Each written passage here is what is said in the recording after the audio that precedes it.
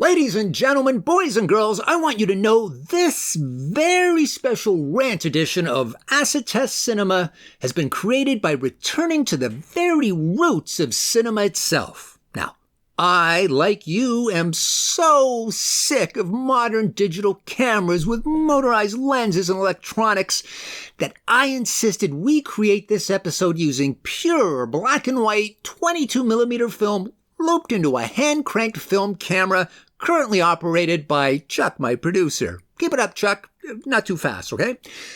Now, later we brushed color paint over the black and white frames, all 32,473 of them, to achieve the look of color you are now witnessing. After all, isn't it always best to go completely old school or practical, as they say, to achieve true authenticity in our productions? And if you're nodding your head and swallowing any of the aforementioned bullshit that I've just crapped out, then open wide, folks, because Hollywood has a doozy of a lie about computer-generated images, or CGI, a true whopper of a big, fat, fucking lie that they quite shamelessly are more than happy to shit out on legions of clueless filmgoers just like you.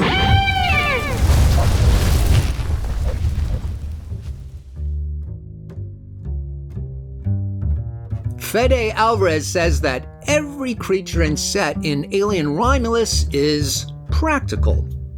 Now, I saw this lie the other day on Facebook, and of course it was followed by many comments cheering on the return to old school filmmaking. That's the last fucking straw for me, people. I can't tell you how bad I felt having to piss on everyone's parade with the truth. Look, even with only this small sample-sized teaser, I can already see a clear example of CGI creature effects.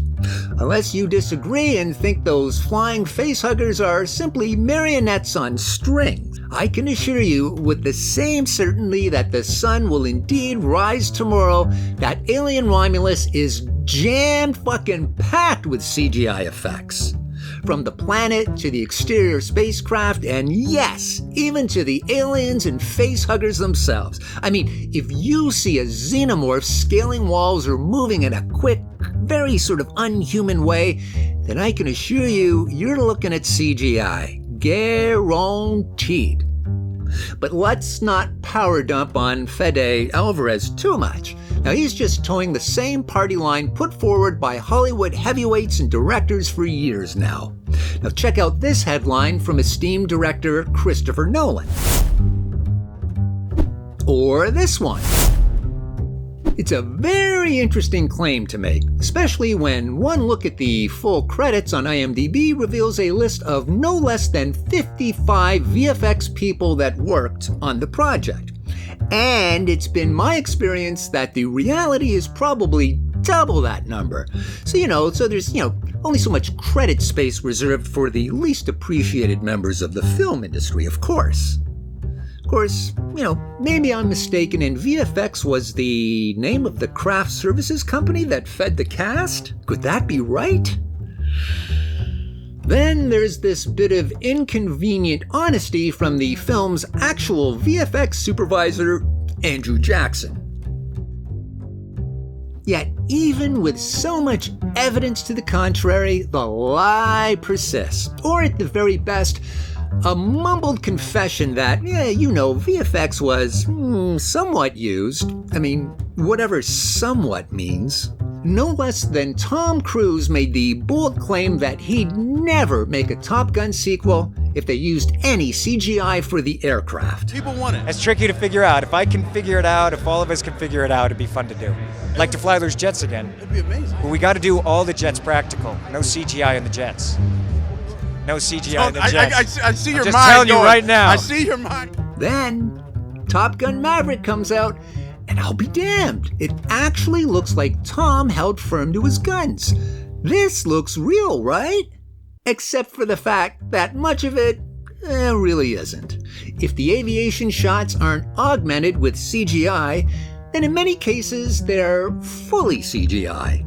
Trainer aircraft are indeed filmed, but only for motion tracking and lighting reference, then fully replaced by CG F-18s. The landscapes are augmented or replaced by, you guessed it, CGI. The experimental Dark Star aircraft, well, that doesn't actually exist, so guess what it is? The Russian Su-57 Felon is fully CGI, unless you actually think the Russian military allowed their prized stealth aircraft with limited numbers to actually be used in a Hollywood film.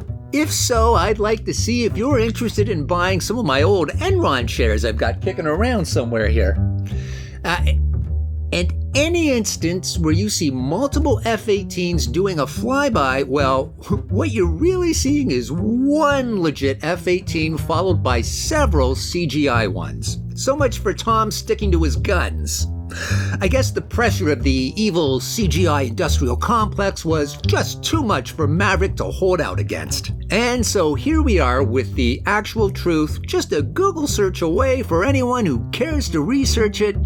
And still, the lie persists. Oppenheimer is a movie about the making of the first atomic bomb. But Christopher Nolan confirmed that they didn't use any CGI shots, even in the explosion scene. Nolan's new movie, Oppenheimer, has no CGI shots? Oppenheimer is a movie about the making of the first atomic bomb. Christopher Nolan is known for not wanting to use CGI in films. He went to great lengths to avoid CGI even in this explosion scene. Being a fan of practical effects versus CGI massacred films, director Fede Alvarez is making a bold statement against the prevailing CGI trend with his upcoming project, Alien Romulus. In a recent interview with THR, Alvarez expressed his steadfast commitment to employing practical effects for both the creatures and sets in the film, reminiscent of when they were putting together Barbie, they had to build the super famous dream house for real. Imagine the size of that task. Sarah Greenwood, the production designer, and Katie Spencer, the set decorator, were the magicians behind it all. They didn't just stop at the dream house though. Oh no, they went all out and crafted a whole new world called Barbie. For the top-grossing film of 2023, Barbie, we get reports like this. There is no CGI in Barbie Land. Or, Greta Gerwig revealed in a recent interview that she refused to use CGI in the new Barbie movie. Well, that's certainly a very bold claim as this director champions the use of in-camera practical effects over those evil CGI effects. You know, and the dreaded green screens and all that awful stuff. Except for the fact that with a little digging, I can't find her actually speaking these words anywhere. At the most, we get this. Greta Gerwig says she refuses to use terrifying CG on actors' feet in the new Barbie film. Boy, deciding to eschew CGI effects on the feet is a long motherfucking way off saying we're not using any CGI effects at all. Now, let me happily bust the bubble of the legion of Barbie fans everywhere. Barbie is fucking full of CGI. The fact is, about 3/4 of Barbie is done with digital VFX. Now, to be fair to Miss Gerwig, it's difficult to find an actual quote or video clip of her saying, "We use no CGI in this film." But what we do get are purposely misleading headlines that make bold, ludicrous claims about the complete absence of CGI. Now, is this simply a matter of journalistic clickbait, or does the rank dishonesty go much, much higher up the big studio food chain? Now, in some of the promotional material for Barbie, we can see actual claims of there not being any CGI used, next to images of the cast being filmed with what are clearly blue screens behind them. Or even more outrageously, shots with blue screens that look like they've been poorly keyed out by studio lackeys, then inserted with CGI backgrounds, all in a feeble attempt to fool the viewer into believing everything they're looking at is practical. Folks, if you didn't realize it, that's just an outright slap to your intelligence. It's also fucking criminal. Look, if you come away with nothing else from this video, please let you at the very least part with this very understanding, that you should never, ever accept anything at face value from either the press or these studios. Like, ever. Now look, I'm not exactly letting the directors off the hook here. While most of them may be careful enough to not paint themselves into a corner with false claims of ditching VFX, they still play a part in the deception, with insulting claims of there being a very minimal use of that dirty CGI word, or only used when absolutely needed, which translates to exactly what? Like, maybe 80% of the time? It's like me saying I prefer to breathe in as little as possible when I do wind sprints. Now, yes, I do admit that I will from time to time breathe, but only when no other option exists. Or there's something really off-putting about relying on a watch or worse, a phone to determine the time of day. I mean, I honestly prefer to go old school on this matter, simply using a sundial when available, or even just a twig stuck into the ground. Honey, your parole officer called and they said you're late. Can't be. The twig says it's only 2:30. Because, that just feels oh so much more authentic. Now, sure, from time to time I may be indoors or it might be a cloudy day and I'll only take a very quick, regrettable glimpse at my watch. But honestly, for the most part, I'm just an old-fashioned sundial type of guy. Or, call me old-fashioned, but I'm a little put off by all these people relying on toothpaste to clean their teeth every day. Now, there's just something that feels so, artificial about the lack of food stains on people's teeth, don't you think? That's why I, as much as possible, prefer to go the route of the early Romans and use crushed bones and oyster shells flavored with charcoal powder and bark to keep my teeth bright and yellow. Now, yes, sure, I will admit to from time to time not having an animal skeleton on hand to crush up, so I may well use the 1800s method and simply clean with a bar of old-fashioned soap across my teeth. And yes, okay, now and then, when not even a bar of soap is available, I will regrettably resort to toothpaste, but only when absolutely necessary. Of course, not all directors are sly enough to walk this tightrope. The one and only Sir Ridley Scott was actually bold enough in this interview to throw all caution to the wind and fully lie about the use of CG ships under fire in his recent film Napoleon. What we're looking at here is not CGI. No, it's all real. But we live in a world now where everyone's talking about AI and doing everything fake. I mean, do you think your career will mark the golden age of massive films? I think you feel when it's fake, when it's AI, you know it's somehow artificial. All of this is real shooting. We shot this in Malta, which I've been there. Was right then. He said everyone who's got a tall ship. Ridley's basically saying, put out the back call. Anyone with a tall ship, come to Malta. And I was like, doesn't he know we're trying to make a little podcast? Aren't they great? I mean, they're gorgeous. I recall once reading that one of the tells of a liar is a higher change in vocal pitch. No.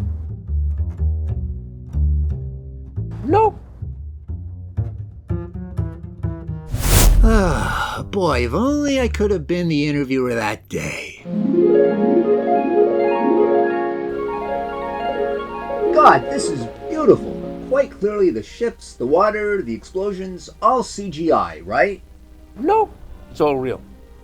Excuse me? I think you feel when it's fake, when it's AI, you know it's somehow artificial. All of this is real. Ridley, why don't you just tell the truth? Stop. You got to be able to say, stop, it's wrong. All due respect, that's just bullshit. You know you're lying here, and I'm pretty sure I know you're lying. It's all real. Be honest. No. So you're telling me that you actually procured a collection of tall ships, man-o'-wars, and galleons, anchored them in the bay at night, then set off explosions and fireballs, all of them just to get this shot? I'm still allowed to do it. I love it. I run a film a bit like a board meeting. Come on, man. We both know that's rubbish. Brutal. You've heard of Blue Bolt visual effects? No.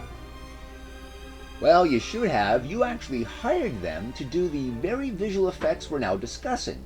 and they have an actual CGI breakdown of the sequence. All of this is real.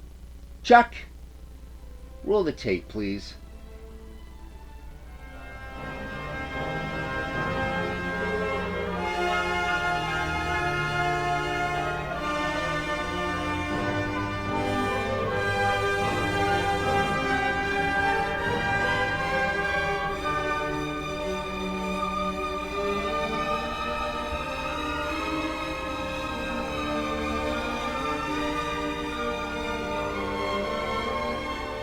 Sky, water, ships, fires, it's all fucking CGI. Yeah, of course. Anything to say? I think everyone loves to have a bedtime story, don't they?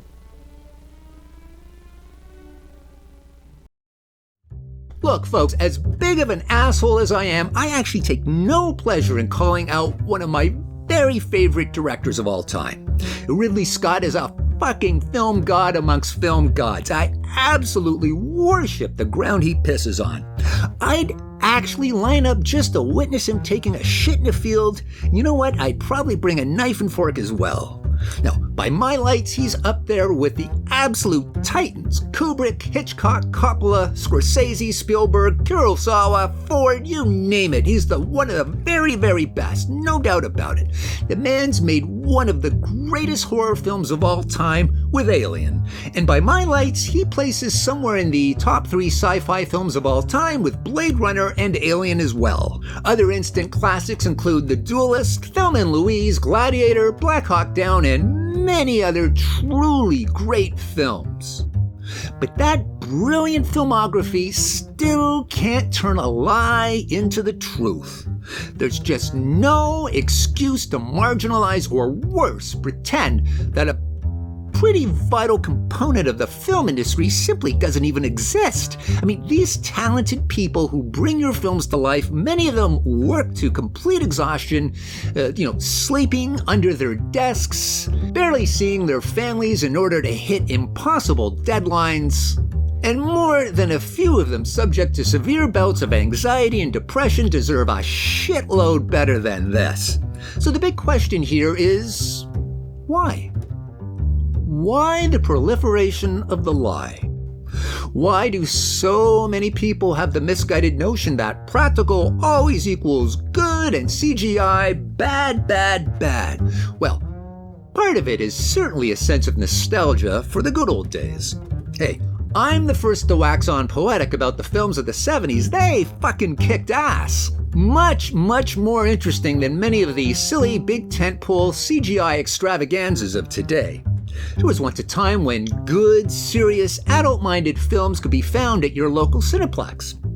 Now it seems like they're all dominated by A-list actors slumming around in spandex superhero costumes in idiotic Marvel films and various sequels written at the level of a grade 5 comprehension. But take a look at the visual effects of some of those earlier great films. Let's say revisit the dropship sequence from Aliens. Now, would that pass muster today? Now, listen, I work in this field. I'd get laughed at and mocked if I presented this as a final. But Chet, you might ask, what about all the shitty CGI we've grown accustomed to? Well, man, you certainly get no argument from me on this one. There's recently been some truly god-awful looking rushed VFX shots, and the key word here being rushed. It's not that the technology or the artistry has declined, but VFX studios are under such pressure to produce for studios that crush them right into the ground, with ludicrously tight schedules, mountains of pixel fucking notes, and last-minute scene changes with zero financial compensation. And this has created many of the CGI catastrophes we've witnessed today. As well, you have directors getting lazy and dipping one too many times into the old CGI well to create insanely over-the-top scenes of car chases that appear to have no connection to actual earthbound physics, or World War II dogfights that resemble something out of Star Wars. So I kind of get it. Look, in many instances, wherever possible, I would prefer to see in-camera practical effects. It's nearly impossible for CGI to look as grounded and real. It Of course it wouldn't, because it is real. No amount of CG texturing and lighting is going to completely nail the billion little variations of light, reflection, texture, and movement of actual reality. Now, this is why CGI is best used in tandem with practical effects, and that's not really anything new. Now, this has been done quite successfully since the days of Jurassic Park. This is how it should be done. CGI is just another tool like miniatures or practical effects to simply create the image you're looking for. Yes, there's been lots of examples of shitty visual effects, but let's not just throw the baby out with the bathwater here. Without CGI, we wouldn't have the incredible waterspout creature from the Abyss, or the dinosaurs of Jurassic Park. Good fucking luck pulling that off with stop-motion miniatures. Or Davy Jones in Pirates of the Caribbean. I mean, just how on earth do you think you could be pulling that off with practical effects? Good fucking luck. So next time you see an interview with a director spreading the great CGI lie, well, I hope you'll stand up with me and boldly yell, "Bullshit! Bullshit! Bullshit! Bullshit!" And just so you know, absolutely no CGI was used in this video, especially in my interview with Sir Ridley. That is all.